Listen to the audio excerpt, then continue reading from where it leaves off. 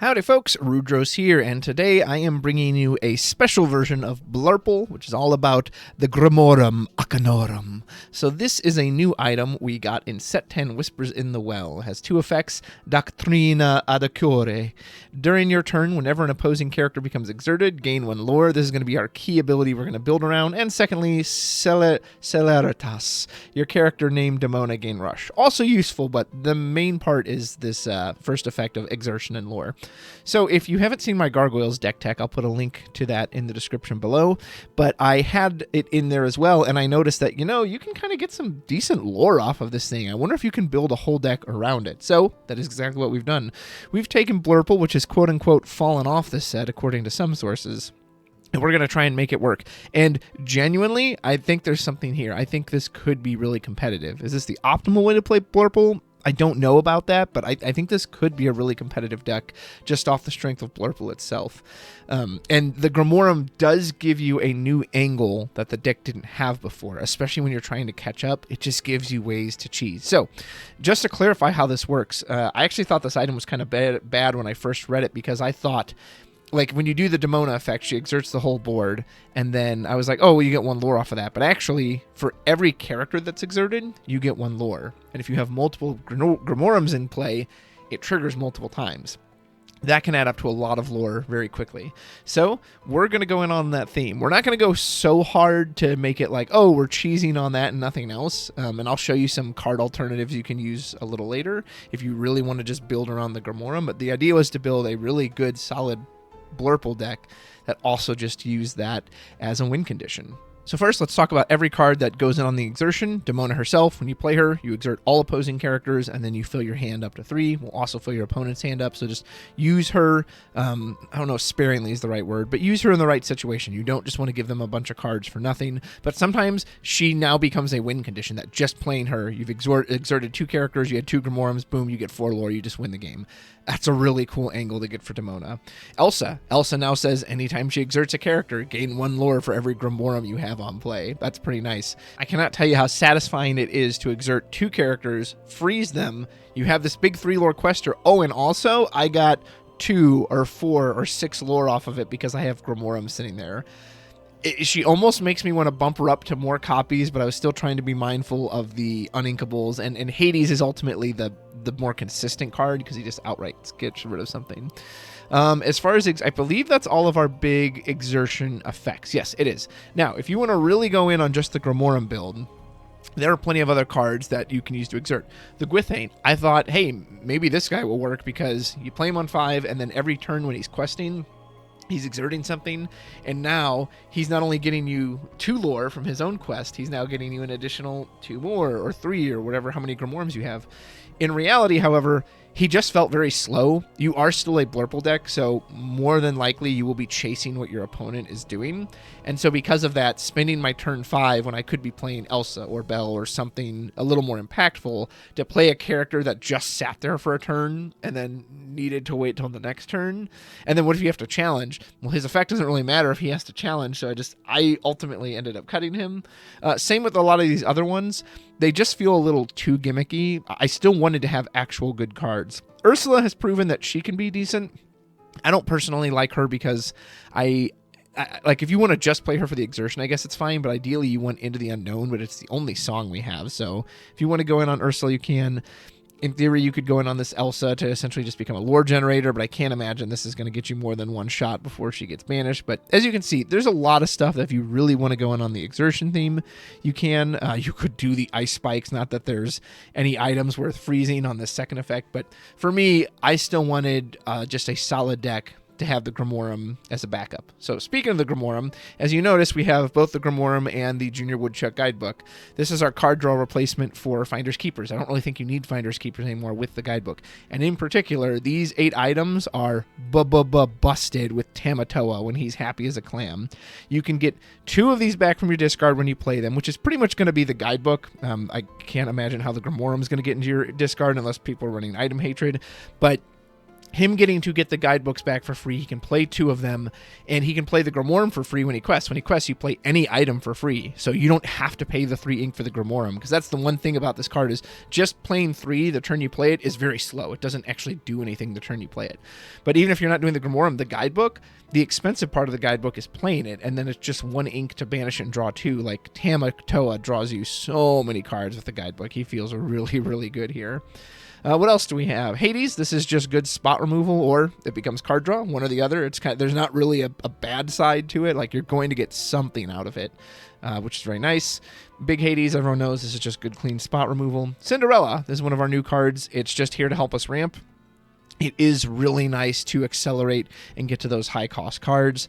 There are times it feels a little clunky in your hand, but ultimately, I like it quite a lot. Genie's very standard, just card draw on an evasive. Quest for lore, that's good. The one drops Basil is very standard, helps boost our Elsa on turn 5 if he sticks around, can boost Tipo. Rafiki's just there to challenge some stuff early. And then Tipo, we have to have our ramp, of course, so Tipo, Sail are our choices. And then Into the Unknown, this is very standard Blurple removal, what you need, as well as Demona. So originally I just put this Demona in here because she benefits from the Grimmorum. She can challenge the turn she comes in, and she challenges for 6. So a 4-cost, essentially 6/6, the turn you play it, is very strong. That can rush in. It's going to take out pretty much anything in the game at this point. Sometimes she will get stuck sideways with the Stone by Day trigger, this Demona as well, but I think that's ultimately worth it. However, I don't think she's so necessary. If you wanted to cut her for something that does the exertion trick more, I think you absolutely could. The rush is really nice from the Grimmorum, but I haven't found out that like she's so key that you absolutely have to have her, so I think you could switch her out for something else. Finally, one of our new cards is Sudden Scare, which is put chosen opposing character into their inkwell, and then they also get to ramp a card off the top of their deck.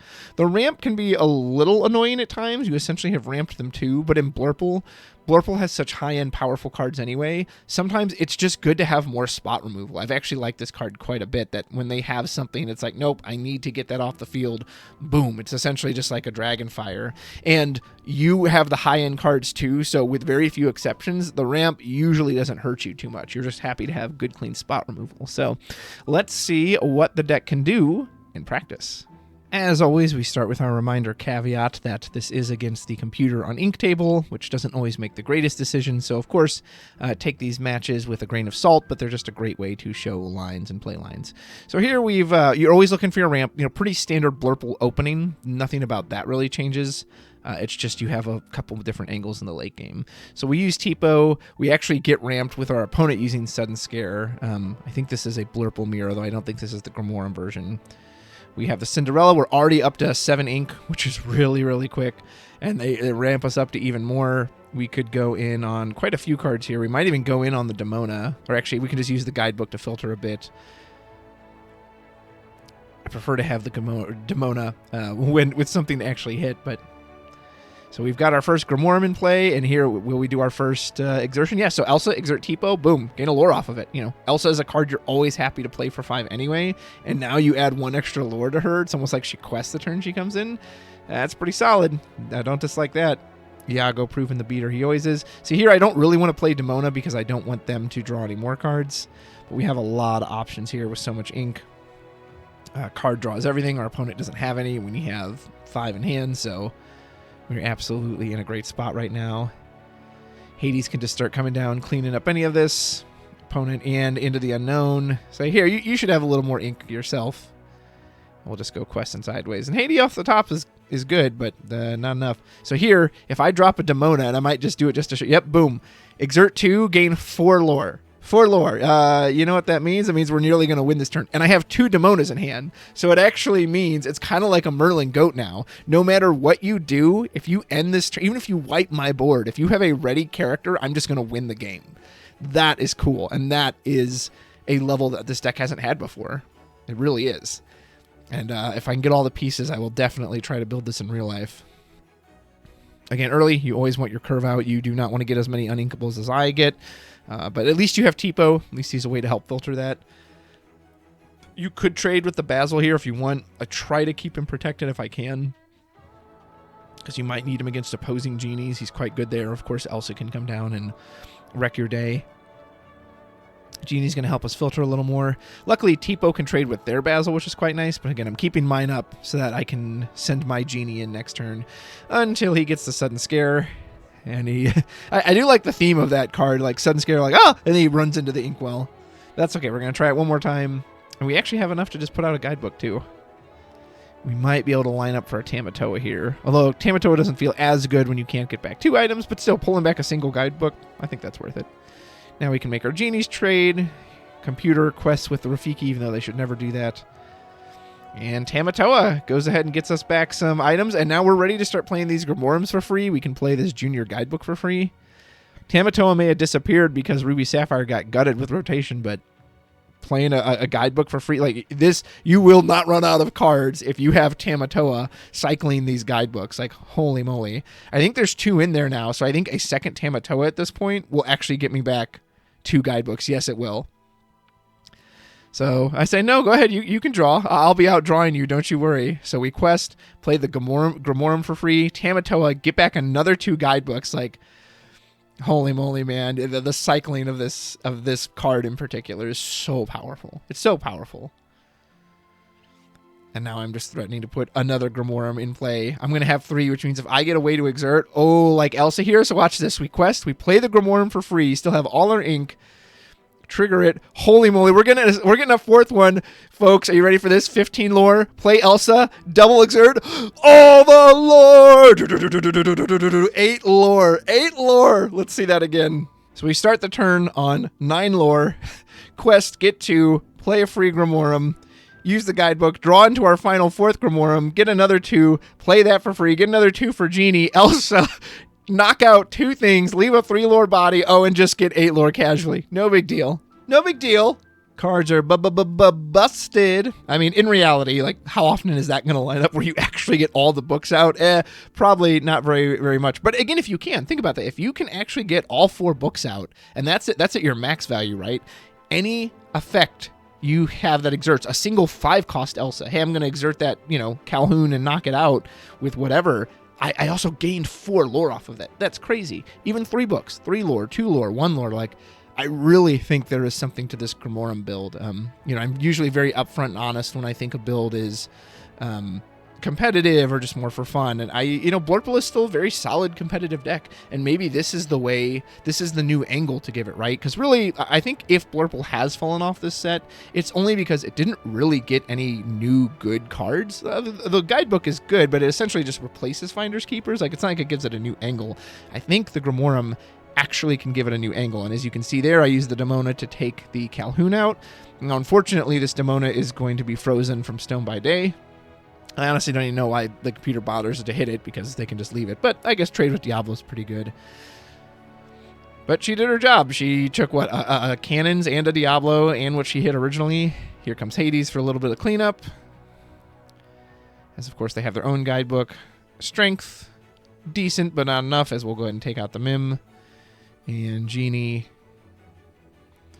And I think there's even a few, I don't think you absolutely have to have Cinderella on this list. I do like the purple Hades a lot. That card's really grown on me the more I've seen it. He doesn't really have a downside, which is nice, which is funny because that's the blue Hades text, right? Is there a downside to this? Okay, so check this out. We're going to play this Elsa, exert 1 card, this Diablo, 2 lore. 2 lore off an exertion. And this helps with something I've always touched on in Lorcana, right? The chase. Normally, when you're behind like this, opponent's already on 13, 14. I don't have time to quest. I have to spend every turn answering every single card they put out.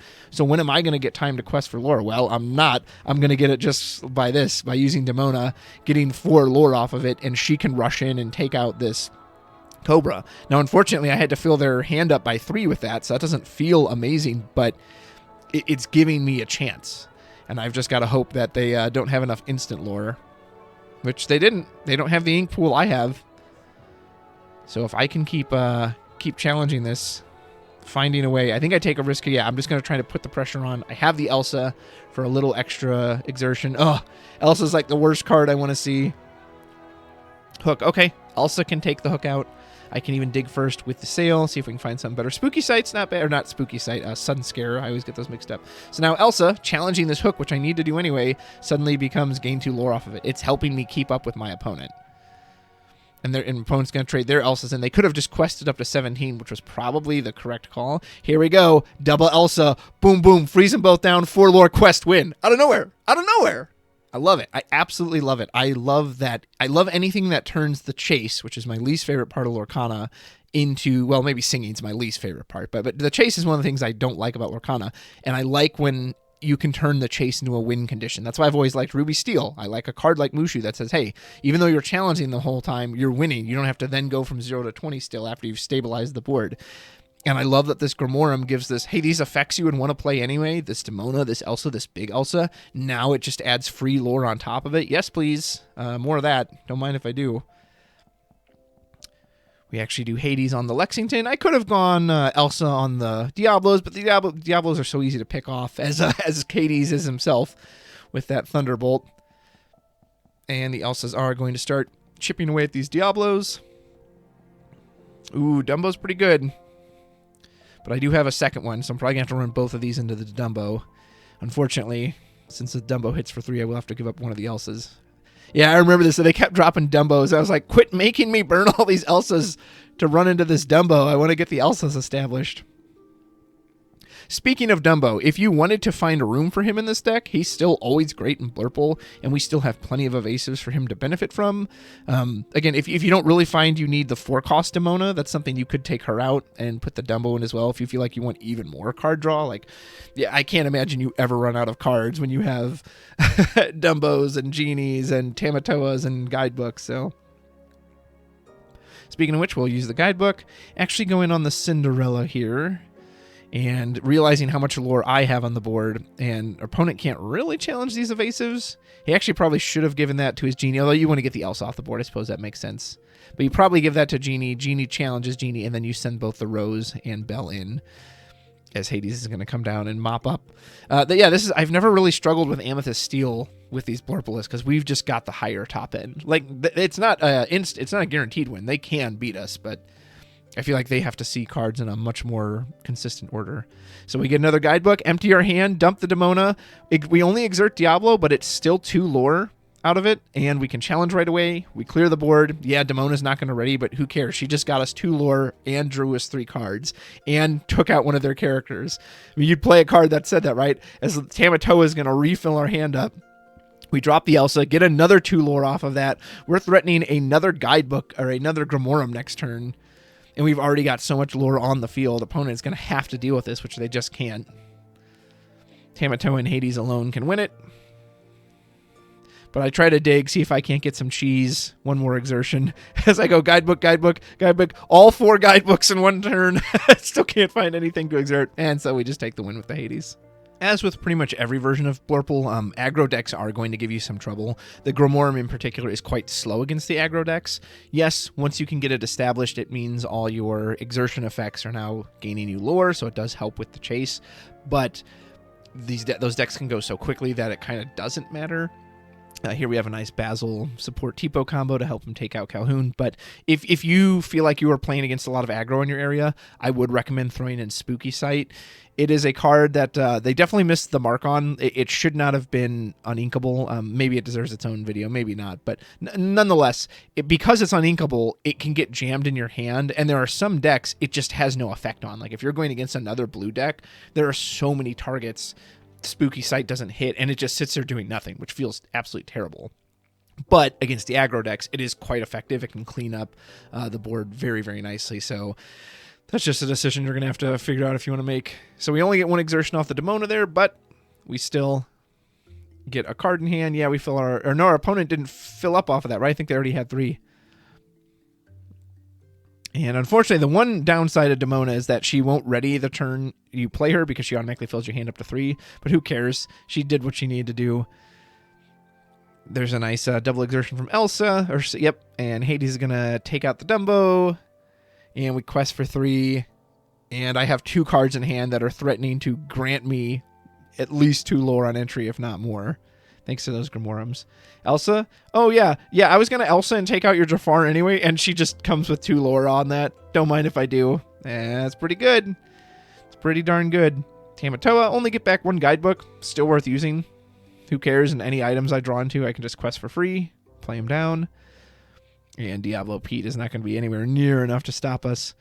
But just for funsies, I can go ahead and drop Demona, gain 2 lore off of that, and easy win. So that's the list. If you have any suggestions, feel free to let me know. I truly think there is something here with this Grimmorum build. Is this the exact 60 for a super competitive list? Maybe. I don't know. Maybe we need some changes. If you find any of these exertion effects to go along with the book really effective, please let me know.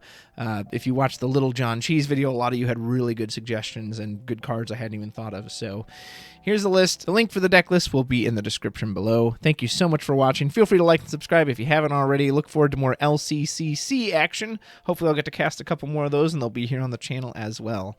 Appreciate you watching so much, and until next time, take care.